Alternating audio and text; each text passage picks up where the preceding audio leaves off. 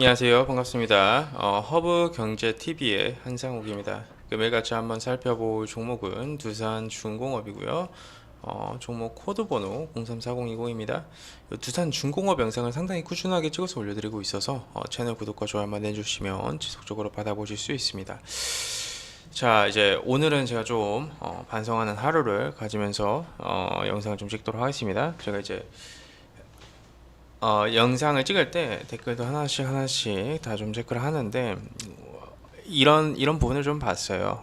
두산 중공업 영상 너무 대충 찍는다. 아는 얘기를 똑같이 계속해서 또 반복한다라고 이제 또 이렇게 말씀하신 분이 계시더라고요. 그래서 제가 이제 그 부분에 대해서 먼저 한 가지 좀 말씀을 드리고 나서 영상을 마저 좀 시작하도록 하겠습니다. 첫 번째, 이슈와 재료에 대한 부분은 저희가 다 체크를 했고요. 지금이 두산중공업이 어떤 싸움인지부터 이해를 하셔야 돼요. 그분은 왜 그러냐면 재료적인 부분은요, 여러분들도 알고요, 저도 알고요, 메이저 세력들도 알고요, 두산중공업 주포도 알고요. 네, 모두가 다 알고 있는 까진 패에 대한 싸움이라는 겁니다, 여러분.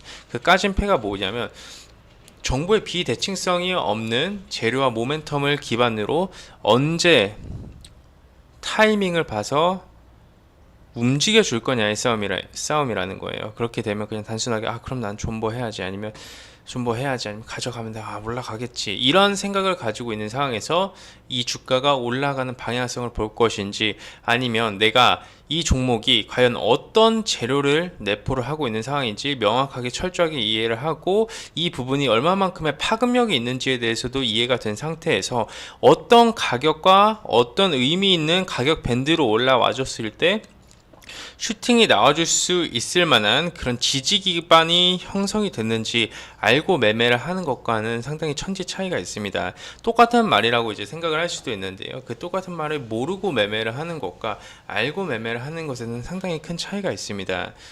그렇기 때문에 이 부분에 대해서는 매일매일 언급을 드려도 부족하지 않아요. 네, 부족하지 않습니다. 오히려 이제 제 찍을 때마다 몇 번이나 더 강조를 해야 되는 그런 이슈라고 저는 생각을 해요. 왜 그러냐면 주식이라는 건 결국 이제 수급의 논리로 움직여주고 있고요. 이들이 매집을 하고 이들이 매수를 해요. 두산중공업을 막 매수를 했어. 이 주가를 컨트롤하고자 하는 이들이 두산중공업이라는 주식을 매수를 했습니다. 그렇죠, 여러분? 이걸 매수를 했으면 이 매수하는 이유에 대해서 알아야 돼요. 왜? 이 주식의 보유 수량을 많이 가지고 있고 돈을 많이 가지고 있거나 수량을 많이 가지고 있는 사람이 주가를 어떻게 할 수 있습니까? 컨트롤할 수 있어요. 그렇게 되면 이들이 매수를 해서 수량을 늘려야 되는데, 그럼 이 수량을 늘려주는 가격을 알아야 된다라는 겁니다, 여러분. 우리가 매매를 할 때. 그리고 그 가격을 알고 나서 우리가 매매를 할 때는 그 매매 자체는 이기는 싸움이 되는 거예요. 이기는 싸움, 이 중요도를 우리가 간과하면 안 됩니다. 매일이 아니라 자기 전에 두 번씩 들어도 부족하다라는 거예요. 자기 전에 두 번씩 들어도 부족하다라는 겁니다. 결국 두산중공 관련된 이슈, 모멘텀 브리핑 제가 다 이렇게 눈에 보시기에 다 정리를 한번 해드렸잖아요, 그렇죠?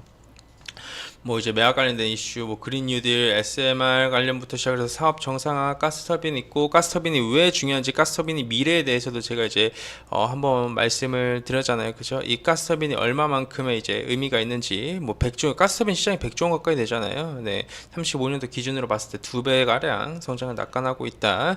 근데 이제 해외적으로 가지고 있는 이런 어떻게 보면 점유율이라고 표현을 하잖아요. 그쵸? 그 점유율 자체가 가스터빈 시장을 다 차지를 하고 있어요. 네. 그렇기 때문에 사실 두산중공업이 가스터빈은 국산화 성공을 하긴 했는데, 이걸 글로벌 시장에서 어느 정도 다시 한번 더 지지 기반을 잡아주기에는 어느 정도 시간이 필요하고, 국내에서 사업을 집중한다라고 했는데, 그건 글로벌 시장에서 지금 어떻게 내실 수가 없으니까 기술력은 인정을 받아도 점유율이 다 꽉 차 있는 상태에서 아무리 본인들이 한다고 해서 그 점유율이 늘어나나요? 시간이 필요하죠. 그런 부분에 대해서도 제가 이제 다 말씀드렸습니다. 탈원전에 대한 부분부터 시작을 해가지고 왜 지금 SMR이 6단계 기술 검토가 끝났는데 이 부분에 대해서 제가 상세하게 말씀을 드렸죠. 네. 이런 부분도 전 영상을 하나씩 그냥 조금씩 체크해 보시면 다 도움이 많이 되실 겁니다, 여러분. 그렇기 때문에 그렇게만 조금 이해를 한번 해주시면 될 것 같고요. 일단 두산중공업은 그렇습니다. 지금은 올라가냐 안 올라가냐의 기로에 있는 구간이에요. 우리가 재료와 모멘텀을 막 찾고 찾으면서 어, 기대를 할 필요가 없다라는 겁니다. 왜냐하면 이들은 물량을 상당히 많이 모아가고 있어요. 심지어 대놓고 모아가고 있습니다, 여러분. 네. 심지어 대놓고 어마어마한 물량을 이렇게나 모아가고 있습니다. 11월 11일 날 MSCI 이제 지수 편입 이슈가 있기 때문에 당연히 뭐 이제 웨인드 같은 경우는 물량을 모아간다라고 해도 기관 쪽에서의 포지션은 우리가 집중해야 돼요. 네. 무조건 집중을 해야 되는 겁니다. 왜? 몇 개월 전에 4개월 전에 들어와 줬었던 물량도 아직 나가지 않았잖아요. 그리고 나서 새로운 물량이 또 들어오는 겁니다. 또 들어와 준다라는 거예요. 우리는 중요 포인트 세부적인 사항에 대해서 알아야 될 필요도 있는데 제가 이 두산중공업 주주분들한테 한 가지 말씀을 드릴게요. 그 새로운 사소한 모멘텀 재료 찾아가지고 그거 언급하시는 분들이 있잖아요. 그분들 정말 위험하신 분들이거든요. 그게 왜 위험한지 제가 지금 설명을 좀 드리도록 하겠습니다.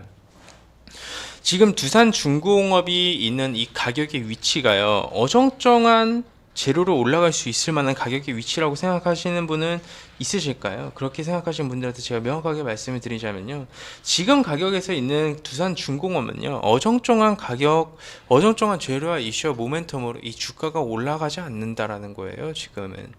예, 지금은요. 왜? 벌써 올라와준 그 폭의 길이가 상당히 길어요. 네. 그리고 이번 조정 구간에서도 낙폭 구간이 상당히 적었습니다. 이 정도면 상당히 적은 상황이에요.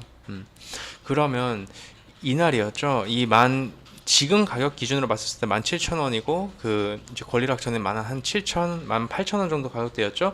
이 가격대 기준으로 봤었을 때 어떤 이슈로 올라갔습니까? SMR밖에 없었잖아요. 그것보다 더 강력한 이슈가 재료의 크기가 나와줘야지 이 가격대가 올라가 준다라는 건데, 지금 메이저들은 그만한 물량을 상당히 많이 모아가고 있고요. 그 다음에 어떤 모멘텀이 나오는지 우리가 체크를 해야 되는 겁니다. 체크. 어떤 핑계거리를 가지고 이 주가를 끌어올릴 것인지 그 다음 상승 구간에서 확인하고 그 재료가 충분히 합리적이고 타당하며 지속성이 있다라고 판단이 되게 되면 거기서 이제 추가적으로 우리가 어떻게 대응해 나갈 것인지에 대해서 생각을 하는 게 맞아요. 지금 상황에서는 다 알고 있는 패를 가지고 서로 이야기를 하고 논의해야 되는 부분이고, 의미가 있는 가격대에서 어떤 식의 액션과 움직임이 보여주는지 파악을 해야 되며, 그 이후에 올라갈 때 어떤 재료로 올라갈지를 봐야 되는 구간이다. 우리가 이제 그 전에는 뭔가 색다롭고 어설픈 이슈를 논하고 쓸데없는 이야기를 논하는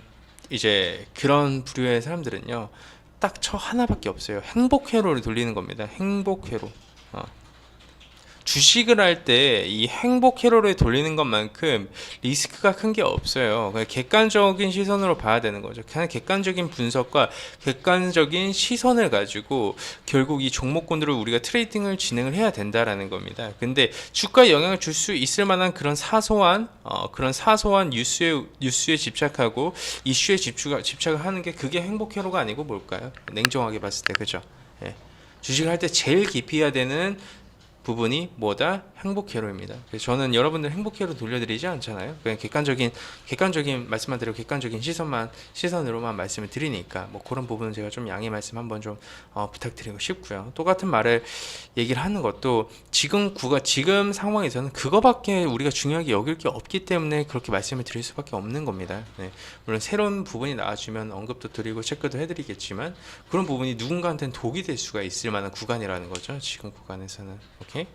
자, 좋습니다. 결국 두산중공업 제가 드리고 싶은 말씀은 이거예요. 사소한 이슈에는 우리가 지금부터는 목매이지 말자라는 겁니다. 그 다음 올라갈 때 어떤 이슈로 올라가는지 보고 그때 나와주는 재료의 크기를 보고 대응을 해야 되는 구간이에요. 물량은 상당히 많이 모아간 상황에서 의미 있는 가격 구간에서 계속해서 가져가고 있어요. 물량을 뺏길 필요가 없는 거예요. 그건 지속적으로 강조를 드리는 겁니다. 의미가 있다라고 판단이 되는 가격대에서 물량을 계속 모아가잖아요. 여기서 어차피 올려주지 못하고 어차피 상당히 많은 거래가 터진 구간에서 계속해서 물량을 가져가고 있습니다. 뭐 웨인드 포지션이야 뭐 지수 편입이라고 해도 기관의 포지션은 어떻게 설명이 되는 거죠? 설명이 안 되는 겁니다. 공매도를 하려고요? 공매도를 하려고 지금 물량을 산다고요? 올리고 나서 공매도를 치든가. 말이 안 되잖아요. 이 물량을 모아서 차후에 공매도를 한다고요? 그건 아니잖아요. 네.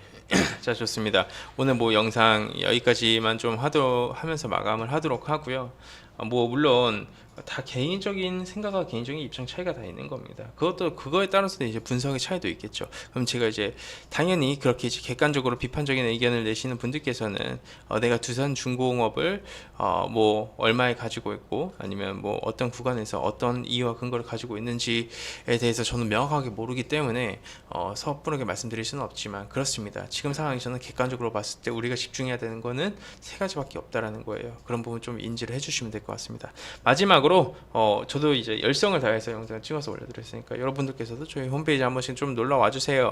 네, 한 번씩 놀러 와주시면 저희가 이번에 카피 트레이딩이라고 해서 복사 매매도 진행을 하고 있어요. 저희는 그냥 단순하게 저희도 물론 이제 상업성을 가지고 리딩을 하는 회사이기도 합니다. 근데 어느 정도 실력적인 부분에 충분히 자신이 있다라고 생각을 해서 이번에 진행을 하고 있는 게 카피 트레이딩이라는 부분이거든요. 이게 복사 매매 시스템인데 저희가 이제 뭐 투자 대비 원금 대비 수익률 기준으로 해가지고 실제 실전 트레이딩을 이렇게 복사 매매식으로 좀 하는 시기입니다. 그러니까 우리는 단순하게 저희가 이제 주력주 매매도 하고 단기 매매도 하고 하는데 이렇게 단기 매매는 우리가 어떤 식으로 진행하는지 가시적으로 눈으로 이렇게 보여드리고 있어요. 매일매일 이렇게 보여드리고 있고 그런 매매를 통해서 우리가 이런 식의 단기 트레이딩도 잘할 수 있다. 그 중장기 투자가 주력이지만 중장기 투자 말고 이것도 잘한다 라는 부분을 좀 보여드리기 위해서 진행하는 부분입니다.